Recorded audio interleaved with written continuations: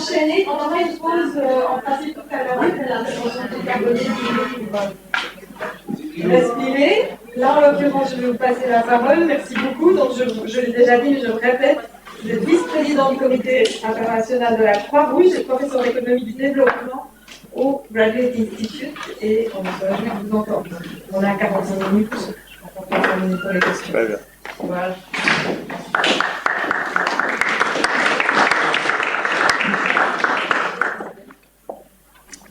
Bon, merci beaucoup et bonjour tout le monde. C'est vraiment, je dois dire, un plaisir d'être ici parce que Nago Humbert m'a contacté il y a quelque temps. Il m'a dit « Ouais, tu veux pas venir parler de la communication du CICR ?» Je lui ai dit « Mais j'y connais rien. » Il m'a dit « Ouais, mais c'est à l'université de Neuchâtel. » J'ai dit « Ah bon, bien sûr, je serai là parce que revenir dans mon alma mater, c'est vraiment quelque chose que je fais toujours avec grand plaisir. » Mais j'aimerais aussi remercier Nago Humbert et puis la professeure Annick Dubié de me donner cette possibilité parce que, plus sérieusement, au fond, la communication du CICR, comme elle a évolué, je l'ai peut-être vécu à différents moments, mais il y a eu peu d'occasions et de temps pour vraiment y réfléchir et puis regarder comment elle a évolué, pourquoi, quel genre de relation on a avec les journalistes. Comment on a évolué avec l'évolution du paysage médiatique. Et je me suis plongé dedans, j'ai regardé un peu tout ce qu'on appelle les doctrines du CICR sur le sujet. Vous savez qu'au CICR, c'est un peu comme le Vatican, on développe des doctrines qui, une fois qu'elles sont ancrées, sont sacro-saintes, et on les ajuste. On a des politiques aussi, ensuite on a des lignes directrices, et puis il y a la pratique.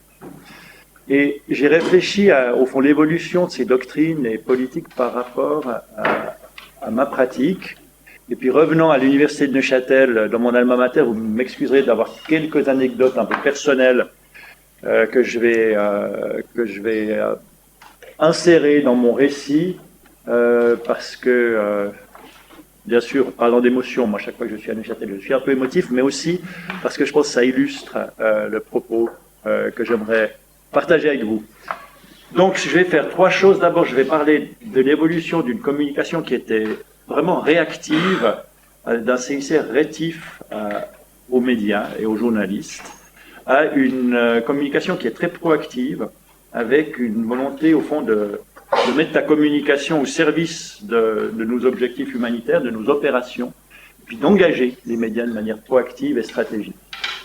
J'aimerais aussi mentionner qu'est-ce que je vois comme potentiel vraiment de win-win, comme disaient les Chinois, c'est-à-dire en quoi, au fond, nous, humanitaires, pouvons utiliser les médias dans une approche instrumentale pour pour favoriser nos objectifs humanitaires, et puis les journalistes, alors ça, on entendra plus tout à l'heure lors de la table ronde, peuvent peut-être aussi s'approcher de ce devoir de vérité, hein, d'essayer de chercher la vérité en ayant cette triangulation de données avec des récits d'humanitaires qui sont sur le terrain.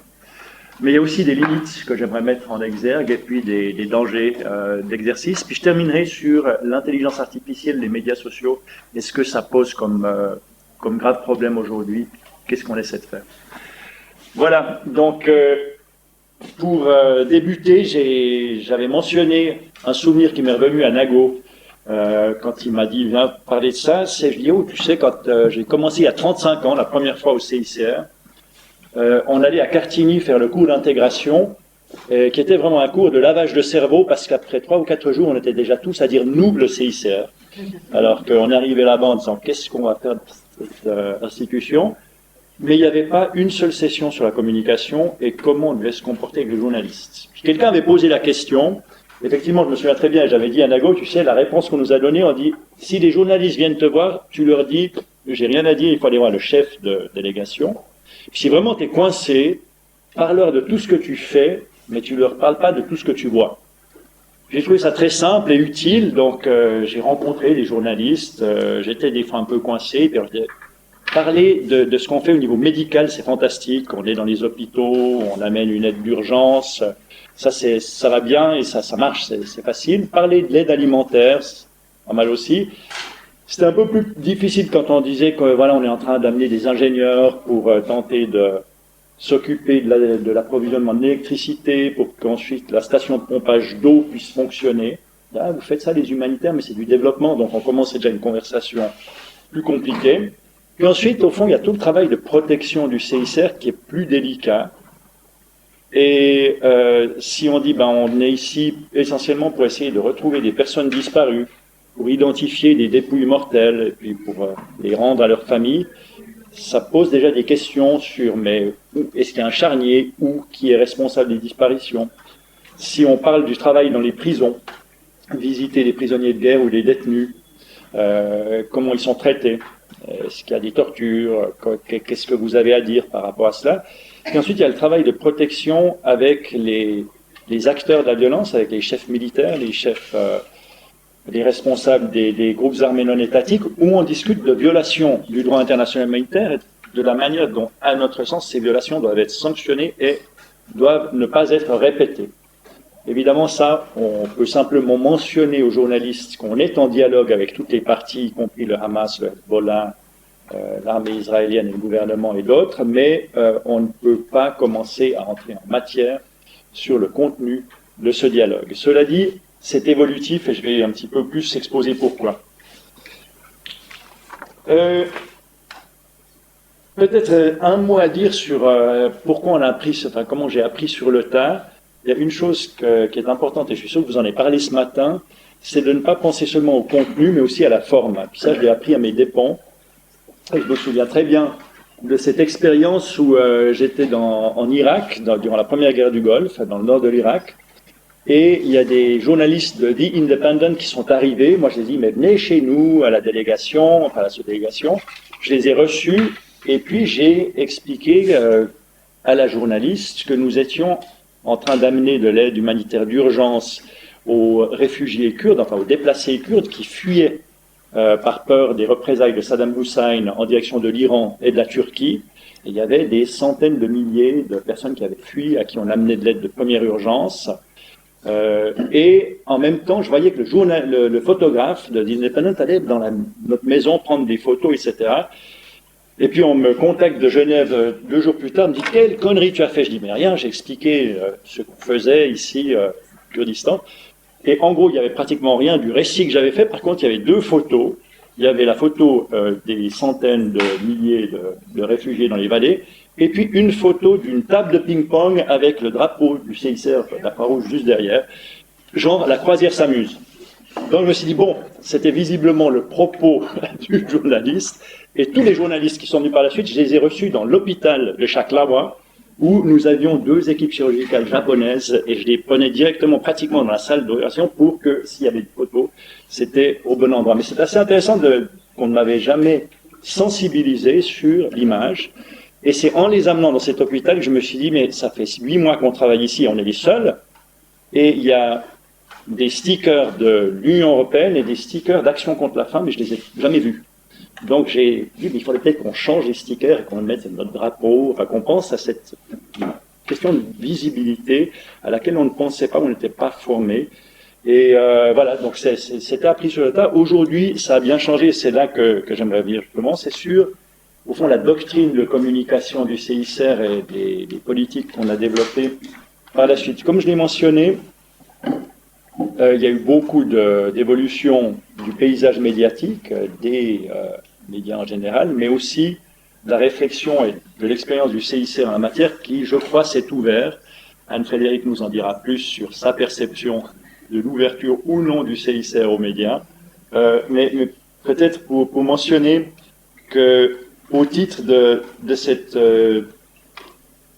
doctrine, on voit la communication publique et l'engagement avec les journalistes vraiment comme un complément et non pas comme une démarche opposée à tout le travail d'engagement confidentiel, bilatéral que nous faisons avec les parties au conflit ou avec les États et puis avec d'autres acteurs d'influence qui peuvent faire changer les comportements, changer les politiques des acteurs de la violence. Au niveau plus pratique, il y a peut-être plusieurs objectifs.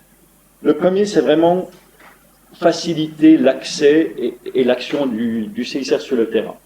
c'est le premier objectif que nous avons quand on engage les médias. Donc pour ça, il faut instaurer la confiance et puis il faut projeter une identité assez claire, qui est une identité qui peut être résumée, on peut même revenir aux sources. C'est à Henri Dunant, il y a un peu plus de 160 ans, qui arrive sur le champ de bataille de Solferino, donc le 24 juin 1859, et puis sur une journée, vous avez eu 40 000 morts et blessés et disparus dans une bataille, donc c'était déjà à l'époque assez sanglant. Et sur les 40 000 personnes, il y avait en tout cas 23 000 blessés qui étaient sur le champ de guerre et qui n'avaient aucune assistante médicale qui était fournie. Lui, il était là-bas parce qu'il essayait d'avoir une audience avec Napoléon III parce qu'il était presque en faillite. Il voulait trouver un arrangement par rapport à ses affaires. Il a totalement oublié ses affaires et il s'est directement engagé dans 3 choses qui aujourd'hui sont exactement ce que l'on fait toujours. La première, c'est amener des secours d'urgence. Et c'est là qu'il a eu l'idée de créer dans chaque pays une société nationale de Croix-Rouge ou de Croissant-Rouge pour apporter de l'aide d'urgence, notamment sur le champ de bataille, pour commencer. La deuxième idée était de dire il y a le CICR, donc un organe qui va être neutre et qui peut jouer un rôle d'intermédiaire, qui peut passer les lignes de front et qui est reconnu par toutes les parties au conflit comme étant neutre et indépendant. Puis le troisième aspect, c'est d'amener les États à adopter la première convention de Genève de 1864, au fond de codifier le droit de la guerre pour mettre des limites à la manière dont les combats, les hostilités sont menées. Je crois qu'aujourd'hui, c'est toujours les 3 questions fondamentales, et ce rôle d'intermédiaire neutre que nous avons, c'est là qu'il y a effectivement un champ de tension qui nous oblige à utiliser, non pas comme fin en soi, mais comme outil d'acceptation, la confidentialité, l'engagement bilatéral constructif et confidentiel avec chaque partie au conflit, avec les États, ainsi que d'adopter une posture neutre, qui une fois de plus n'est pas un objectif, c'est vraiment un outil pour pouvoir garder la confiance ou être toléré par les parties au conflit et assurer aussi la sécurité de notre staff, de nos équipes sur le terrain. Le deuxième objectif d'engager les journalistes et de communiquer au niveau public, c'est d'influencer les politiques et les comportements. Et puis de faire en sorte que les parties au conflit respectent leurs obligations au titre du droit international humanitaire et de faire connaître ces obligations par des acteurs d'influence et un public large. Et puis au titre effectivement de l'article 1er commun aux 4 conventions de Genève, d'insister pour que l'ensemble des 196 États signataires non seulement respectent, mais s'engagent à faire respecter ce droit. Puis le troisième objectif est de mobiliser du soutien. Puis quand je dis soutien, c'est d'abord un soutien politique, vaste pour le respect du droit international humanitaire et pour l'action humanitaire. Et quand je dis l'action humanitaire, c'est pour préserver un espace impartial, neutre et indépendant où on peut se déployer. Il y a aussi, bien sûr, le soutien financier qui est essentiel, et puis le soutien en ressources humaines. Et là, je ne parle pas seulement des 20 000 employés ou collaboratrices et collaborateurs du CICR, mais je parle aussi des millions de volontaires de la Croix-Rouge et du Croissant-Rouge à travers le monde, et puis, bien sûr, de tous les autres humanitaires qui s'engagent sur le terrain. Je pense que pour susciter des vocations, communiquer sur ce qu'on fait est important aussi.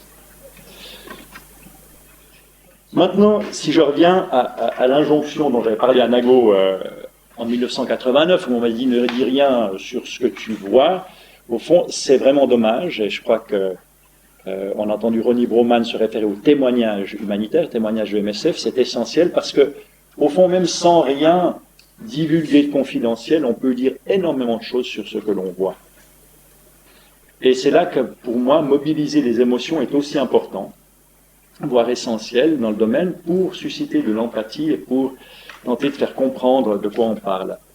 Je vais vous donner un exemple très récent qui, moi, m'a beaucoup touché. C'est un proche collaborateur qui était déjà allé, il est d'origine syrienne, genevois, et puis il était déjà allé en décembre, janvier, février à Gaza donner un coup de main.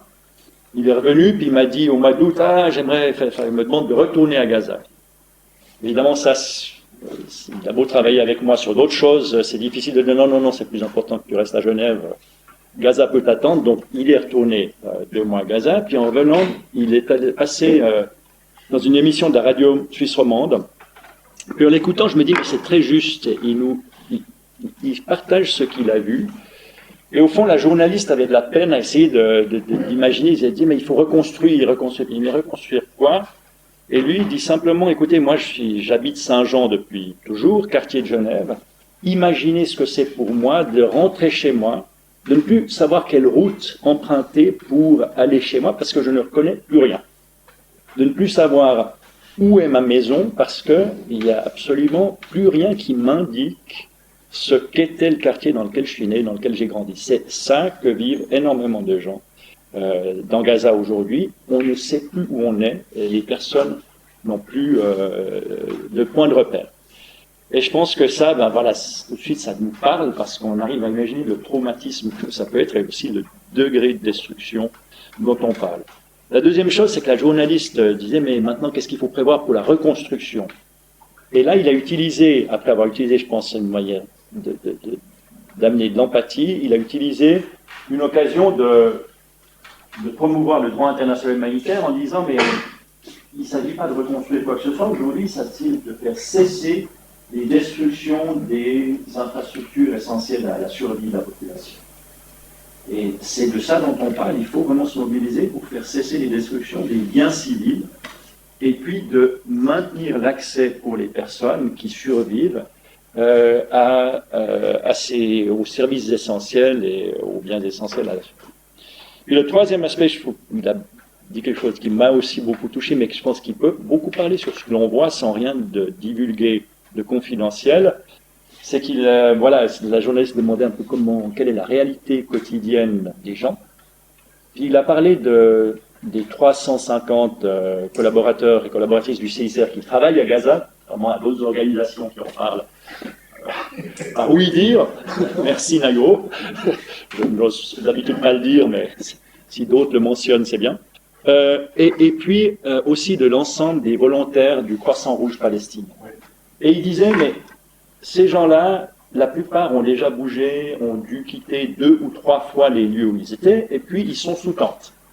Ils travaillent avec nous, je ne sais pas comment ils font, ils arrivent le matin, ils sont sapés, impeccables, ils gardent une dignité, une propreté, on ne sait pas où ils trouvent de l'eau, et ils sont là à 7h30, 8h pour bosser avec le sourire.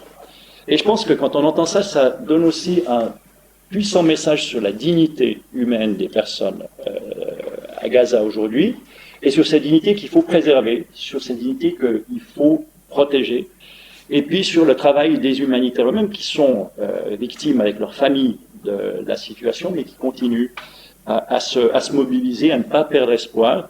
Mais ce qu'il a dit aussi, et qui est essentiel, c'est de dire, bon, pour l'instant, ils sont sur un mode survie, puis après, il y aura un énorme travail de santé mentale à faire par rapport aux gens. Voilà, donc je voulais simplement mentionner qu'un témoignage sur non seulement ce que l'on fait, voilà, on amène effectivement de l'aide médicale, on a un hôpital de campagne, ce qui est important de dire, mais aussi sur ce que l'on voit peut être très partagé pour passer ces messages importants sans craindre de violer des questions de confidentialité.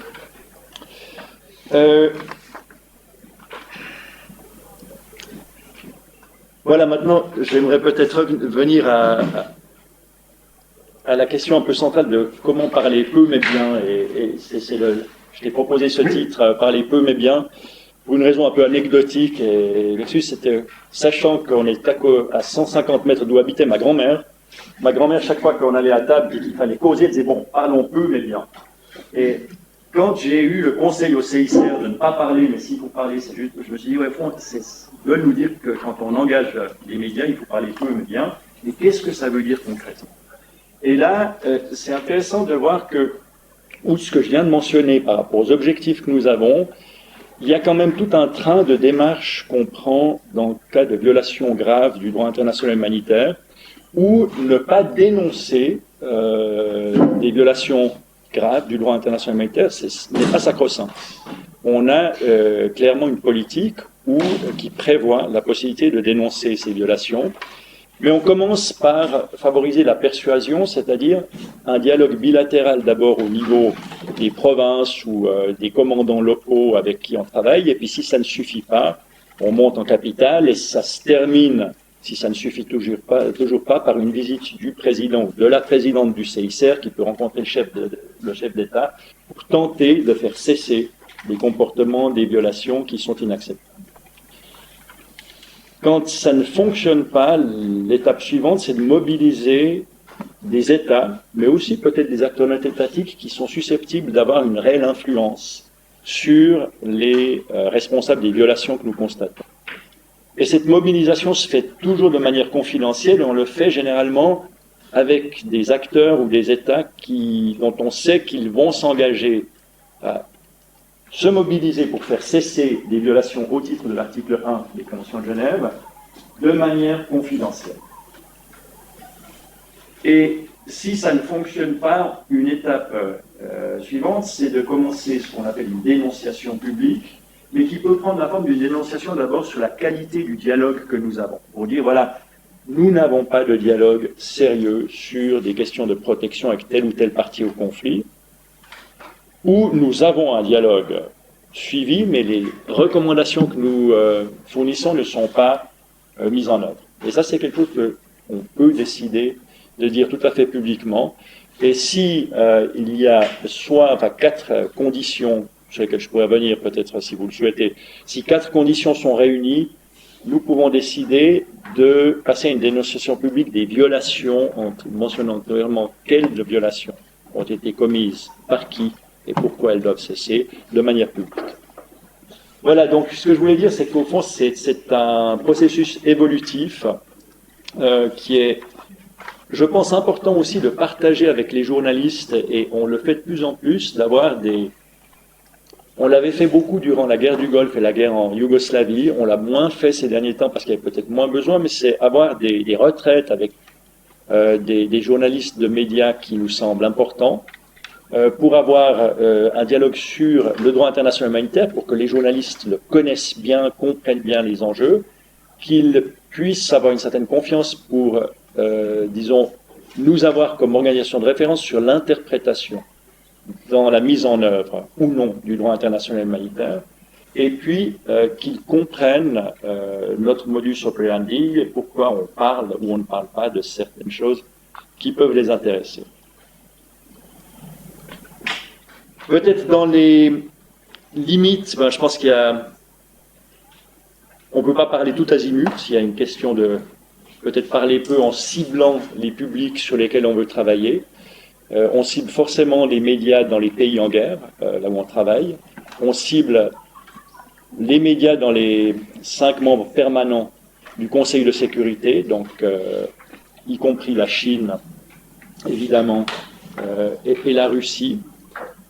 Et là, on a encore un immense travail à faire au niveau global, c'est-à-dire qu'au niveau régional et dans les pays en question, les liens avec les principaux médias marchent bien, que ce soit à Beijing, à Moscou, à Washington, Londres ou Paris, mais quand on est, par exemple, la semaine dernière en train de terminer la conférence internationale de Croix-Rouge et de Croissant-Rouge à Genève, notre naturel nous amènerait à parler, bien sûr, autant à la RTS, peut-être à la NZZ, au Monde, The Guardian, et puis AP et 2 ou 3 autres. Il faut qu'on soit beaucoup plus global, et ça nous demande une capacité réflexive à pouvoir décentrer notre propos, être conscient de nos biais et pouvoir adapter notre discours en comprenant comment ce qu'on a à dire va résonner auprès de publics russes, chinois, ukrainiens, afghans,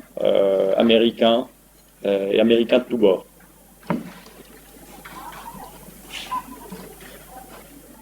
Voilà, peut-être encore sur la question de politique, de communication au CICR, il y a des questions éthiques qui sont importantes en termes de donner une information exacte, souvent une information qu'on a pu vérifier nous-mêmes ou alors qu'on a pu trianguler avec d'autres sources d'information si on n'est pas directement nous-mêmes sur le terrain. et puis qui respecte, et ça c'est peut-être la première chose, qui respecte la dignité des personnes dont on parle, et une communication qui soit dans leur intérêt. Et c'est souvent, je dirais, quelque chose qui me plaît dans le monde humanitaire. Je ne le connais pas assez bien, mais au CICR, c'est vraiment un moteur de dire est-ce que c'est dans l'intérêt des populations avec lesquelles on travaille de parler ou de ne pas parler de ces questions-là.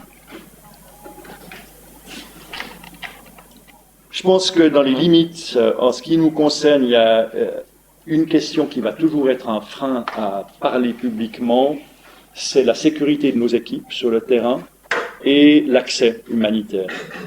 Et là, il y a toujours une tension entre les opérationnels qui, eux, mènent les opérations, puis ils disent, bon, ça va être compliqué si vous voulez communiquer sur ce sujet, ça risque de nous mettre à dos des acteurs importants, on craint qu'il y ait des réactions au niveau sécuritaire ou même qu'on soit éjecté. Et puis, une volonté peut-être institutionnelle et de nos équipes de communication de dire non, je pense qu'il y a une manière là de communiquer de manière intelligente sans être coupé dans notre capacité à être proche des gens et leur apporter une assistance et tenter de renforcer leur protection. Et ça, c'est toujours une pesée d'intérêt, de dialogue souvent assez virulent au sein de l'organisation pour essayer de voir où est-ce qu'il faut mettre le curseur. Voilà, pour terminer, les médias sociaux et l'intelligence artificielle. Vous le savez, 2 tiers de la population est sur Internet, mais il y a pratiquement, je crois, 62% de la population mondiale sur les médias sociaux. Et ce que l'on voit aujourd'hui aussi avec l'intelligence artificielle et les bots, c'est qu'à la vitesse de la lumière, vous avez des campagnes au niveau national et global qui sont prises souvent à l'encontre du CICR, de la Croix-Rouge ou des humanitaires, ou alors par rapport à des discours de haine qui déshumanisent des populations entières. Il y a un exemple qui m'a beaucoup choqué il y a 2 mois. On a perdu 3 collègues qui ont été tués par un bombardement. Voilà. Et avant même qu'on ait pu trouver les parents et les familles pour annoncer la nouvelle aux familles de ces 3 collègues qui avaient été tués, vous aviez une campagne sur les médias sociaux extrêmement violente qui nous accusait, CICR, de ne pas avoir tout de suite hurlé notre outrage du fait que forcément ce crime avait été commis par telle partie au conflit armé. Et là, nous, on fait appel un peu à la décence d'abord d'attendre de pouvoir annoncer, parler, avertir les familles avant de communiquer publiquement. Puis ensuite, d'avoir une capacité de vérifier les informations. Et je pense que Ronnie Bowman l'a mentionné sur le Biafra, mais il y a beaucoup d'autres exemples où l'information est forcément une arme de guerre, comme vous le savez, et il y a une très forte pression dans ces environnements extrêmement polarisés dans lesquels nous sommes pour donner crédit à telle ou telle thèse, et le fait de se taire est perçu par une partie au conflit comme n'étant pas neutre, mais étant de la complicité par omission, parce que nous ne condamnons pas l'autre. Et si par hasard nous nous exprimons, mais pour dire non, nous n'avons pas constaté ce dont tout le monde parle qui serait une violation majeure, c'est aussi perçu comme un acte politique qui ne permet pas de donner crédit à une thèse qui est en train de prendre beaucoup de poids parmi les médias pour prouver que l'autre partie commet des crimes de guerre. Donc vous voyez que c'est parfois délicat parce que, comme on dit, damn if you do, damn if you don't, et on est pris à partie alors que nous souhaiterions, dans ce genre de cas, passer sous le radar. Peut-être sur les discours de haine et la désinformation, ce qu'on a mis en place maintenant, mais c'est pas, on a encore beaucoup de travail à faire, c'est une capacité au niveau mondial de détecter très vite quand il y a une campagne, soit de déshumanisation d'une communauté, d'une population qui est mise en œuvre et qui risque d'amener à des violences majeures, voire même à des génocides, soit s'il y a une campagne de désinformation contre des humanitaires, que ce soit les Nations Unies, le CICR ou le Mouvement international de la Croix-Rouge, du Croissant Rouge. Et on commence à être un peu meilleur pour détecter très vite s'il y a une campagne qui prend de l'ampleur. Et on essaie très vite de savoir quelle est la source. La deuxième chose qu'on fait, c'est qu'on analyse l'impact. Est-ce que c'est grave, docteur, ou est-ce qu'il vaut mieux faire le dos rond, ça va passer et on n'a pas réagi.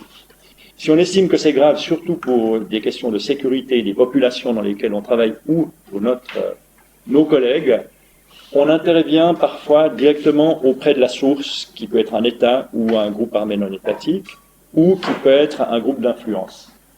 On intervient parfois plutôt auprès d'acteurs qui peuvent influer sur la source, mais de manière confidentielle.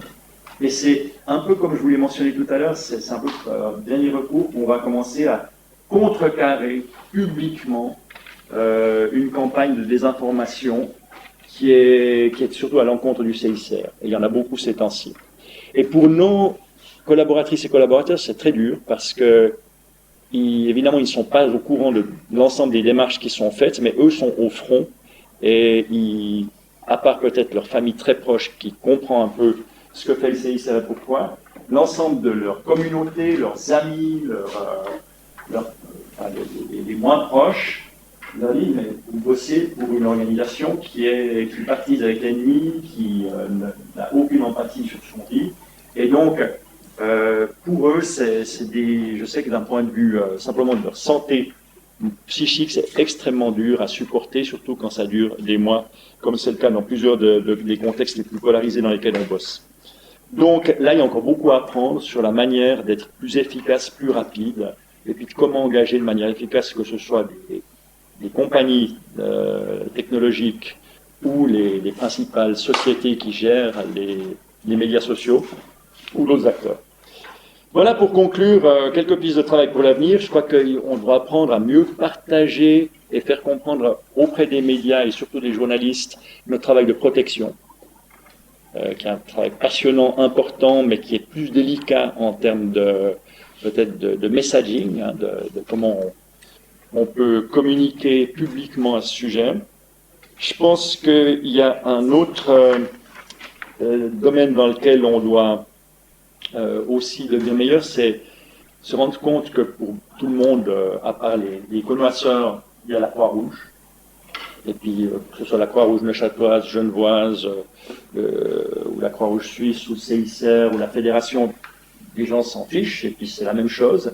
Et souvent, il y a une grande confusion, c'est un immense potentiel, parce que ça veut dire qu'on a une capacité d'amplifier notre message qui est extrêmement puissant, mais ça crée aussi beaucoup de confusion, et quand d'autres acteurs du mouvement international de Croix-Rouge, du Croissant-Rouge, communiquent différemment, ça peut tout de suite avoir un impact sur la manière dont nous sommes perçus.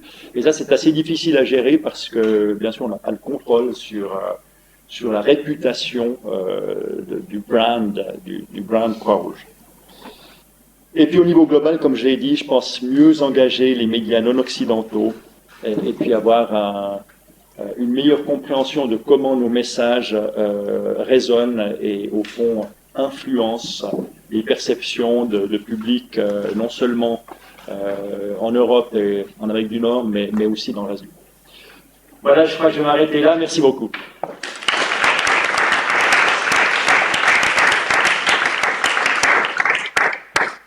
Comme Gilles Caron va participer à la table ronde qui va suivre, je propose de prendre une de questions. Et je l'ai promis, je vais te rendre la parole parce que tu avais une question sur CICR tout à l'heure. Ensuite, on fait 5 minutes de pause, puis comme ça, on peut commencer la table ronde à l'heure prévue, c'est-à-dire 16h15, et ne pas vous retenir trop longtemps en cette fin de semaine. Valérie ? Oui, alors c'était plus en fait en commission, et c'est vraiment parfait parce que Gilles a focalisé sur des éléments que je suis, mais c'est par rapport à votre question, monsieur, sur la question de la compétition. En fait, il y a eu une influence très directe de la compétition entre les organisations humanitaires au niveau de la communication. Comment gérer leur communication. Et elles se sont beaucoup observées entre elles et elles se sont adaptées ou pas à ce que les autres faisaient. Donc c'était beaucoup en regardant ce qui marchait chez les autres que certaines ont décidé de développer par exemple des services de publicité, des services de levée de fonds, d'engager des gens qui font des relations publiques. Et l'exemple du CICR il est extrêmement intéressant pour ça parce que un des grands tournants de la communication humanitaire, c'est pas les années 90, c'est les années 20. c'est l'immédiat après la Première Guerre mondiale, on en parlait tout à l'heure, on a des organisations britanniques qui apparaissent, comme Save the Children, qui sont très agressives dans leur publicité, qui utilisent abondamment l'image, alors que le CICR ne l'utilise pas du tout. Il y a des énormes interrogations à ce moment-là au CICR pour savoir si en fait l'image serait très intéressante. Pourquoi? Pour l'émotion, pour attirer et créer du lien auprès des gens qui font des dons. Et l'autre moment très important, c'est les années 60, puisqu'à ce moment-là, on a aussi une démultiplication des acteurs sur le terrain, et le CICR est à ce moment-là en manque de visibilité, et elle doit s'adapter assez rapidement, il doit s'adapter assez rapidement à un monde qui est marqué par la télévision. On a parlé de la Biafra comme famille télévisée, et le CICR est très hésitant dans sa politique d'engagement avec les journalistes. Donc il y a un côté, une tentation d'avoir des journalistes avec soi pour visibiliser des conflits, je pense notamment à la guerre civile du Yémen de 62 à 1970, qui est sous-visibilisée complètement à cause du Biafra et du Vietnam. Et à ce moment-là, il y a des journalistes qui arrivent. Il y a une anecdote très intéressante qui est complètement en lien avec ce que racontait Gilles. Yves de Brême, le papa de Luc de Brême, qui je crois a enseigné à l'Académie un certain temps, il était photographe et il voyage avec le CICR au Yémen. Et il arrive à photographier une région qui est absolument pas du tout présente dans les médias occidentaux. Le Yémen est un pays complètement fermé à cette époque. Et il suit le chef de délégation du CICR au moment où ils vont rencontrer l'imam qui dirige le nord du Yémen pour négocier une libération de prisonniers de guerre. Or, les prisonniers de guerre sont protégés par les conventions de Genève de toute forme de curiosité médiatique. Et le chef de délégation, peut-être de manière naïve, laisse Yves de Brême photographier ces prisonniers de guerre. Et le reportage est ensuite publié dans l'Illustré, vous le trouvez dans les archives de l'Illustré. Et c'est le chef de délégation qui se fait engueuler par le directeur exécutif du CICR qui lui dit « Mais comment as-tu pu laisser faire ça? C'est une atteinte claire à la protection des prisonniers de guerre. » Le chef de délégation répond « Mais moi, je ne suis pas responsable de ce qui est publié. C'est à vous de contrôler ce que le journaliste a publié dans la presse. » Et le journaliste dit « Mais moi, on m'a laissé faire. » Et donc, cette question en fait d'appréciation mutuelle du travail de l'un de l'autre, Gilles parlait de la question de l'éducation, la formation peut-être des journalistes à l'importance du DIH, à comprendre aussi finalement ce qu'est le mandat spécifique de chaque organisation. Le CICR n'est pas UNICEF, n'est pas Save the Children, donc il y a aussi des spécificités au travail de détention qui nécessitent forcément une forme d'apprentissage mutuel, et ça montre qu'il y a des éléments dans cette relation ambiguë qui sont là depuis presque un siècle maintenant, et qu'on est finalement dans deux mondes qui doivent collaborer pour la visibilité, mais qui réfléchissent en permanence sur des notions de est-ce qu'on est amis, est-ce qu'on est collaborateur, est-ce que le journaliste est un promoteur ou pas, à quel point on accepte la présence du journaliste, comment est-ce qu'on explique aussi aux journalistes qu'il y a des choses qui peuvent être très sensibles par rapport au mandat de l'organisation. Je pense que c'est des points en tout cas qui montrent qu'en 60, 70, 80 ans, ces éléments-là sont toujours présents. Est-ce qu'il y a encore une question?